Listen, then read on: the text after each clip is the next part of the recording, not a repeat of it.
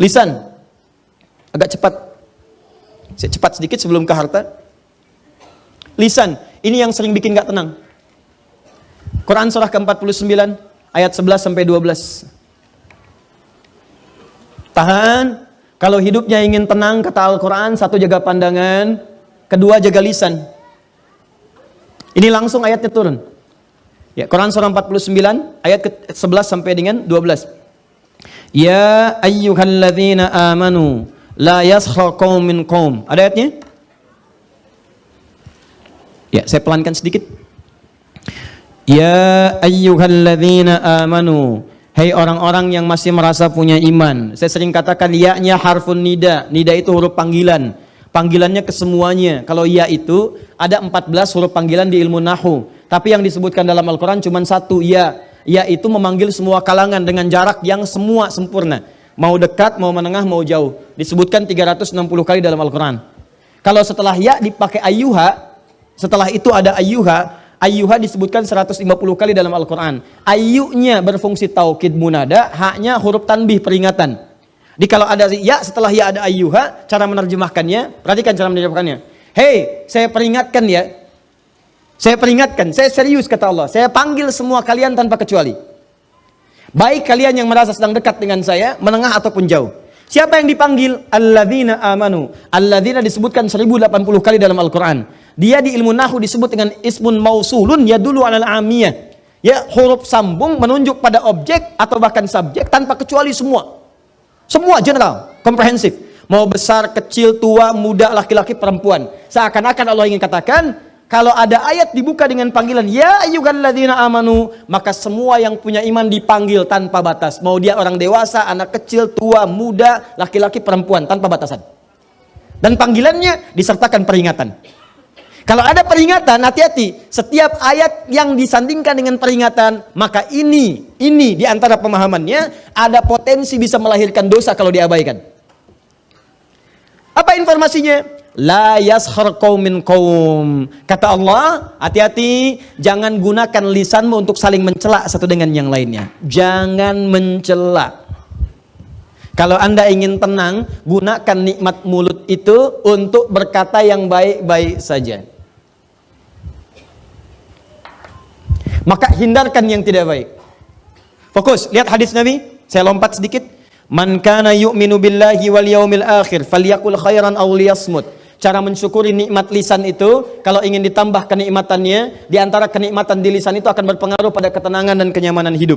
Orang yang nggak bisa menjaga lisan, maka hidupnya cenderung tidak tenang dan tidak nyaman.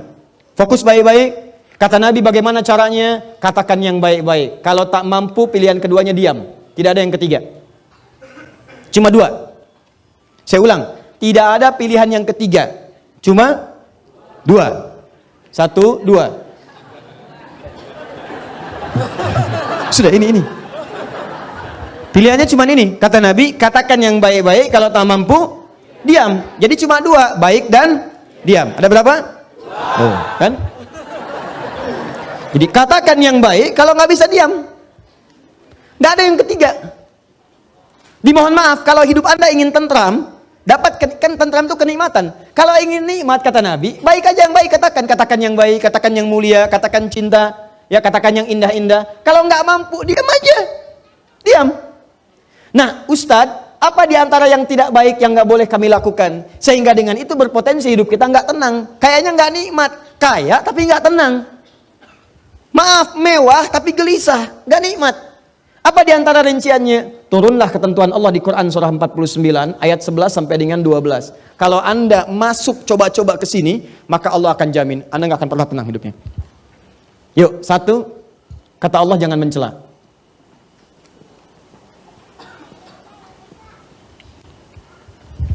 Merendahkan.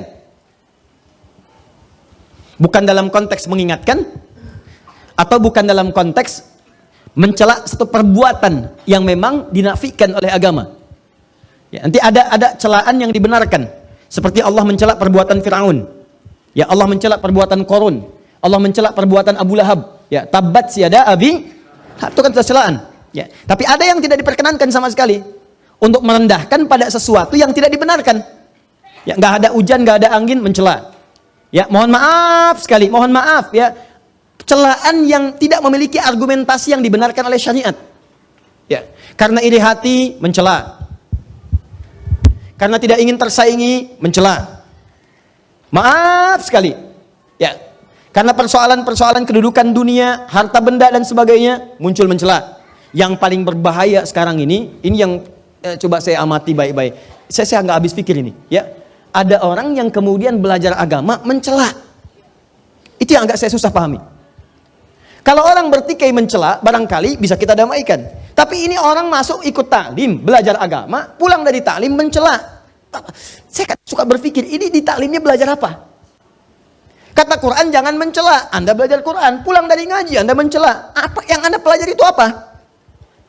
Bahkan yang paling menarik ada larangan di Quran, jangan mencela. Mencela itu menghadirkan ketidaknyamanan. Makanya ketika Anda mencoba mencela orang lain, Anda menyoal orang lain, Anda menghina orang lain, sebetulnya kehidupan Anda sedang tidak tentram.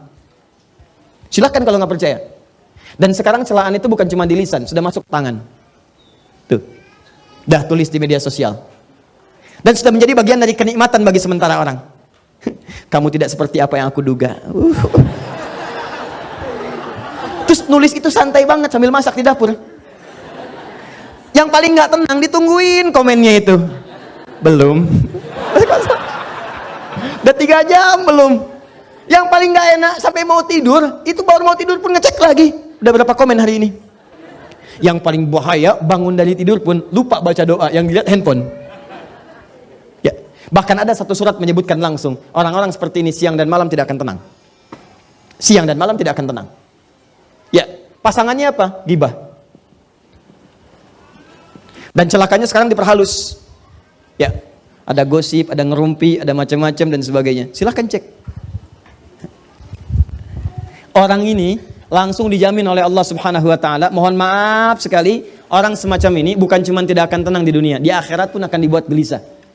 Karena disediakan khusus makanan khusus di akhirat, langsung disebutkan di ayatnya. Ayuhibbu ahadukum ayyakula lahma akhihi maitan fakarihtumu. Orang yang terbiasa gibah saat di dunia dan dia tidak bertobat, maka di akhiratnya langsung dihidangkan makanan yang terbuat dari bangkai orang yang digibahkan itu. Nih, saya kasih gambaran ya, maaf ya. Kalau ada orang gibah bisa membicarakan seseorang dengan niat untuk merendahkannya. Begitu dibicarakan itu baru disebutkan namanya dengan niat tadi, itu sudah memindahkan pahala. Di hadis Muslim, pindah pahala. Ya. Misal, Anda bicarakan, jangan Anda lah, orang lain ya. Bisa bicarakan yang lain, begitu dibicarakan disebut namanya. Itu Adi Hidayat tuh. Ya. Baru Adi Hidayat tuh. Ustadz bid'ahnya belum disebut. Ya. Itu Adi Hidayat tuh. Ya. Begitu disebutkan Adi Hidayat, itu langsung pindah pahala dia kepada saya. Seketika. Ya, seketika.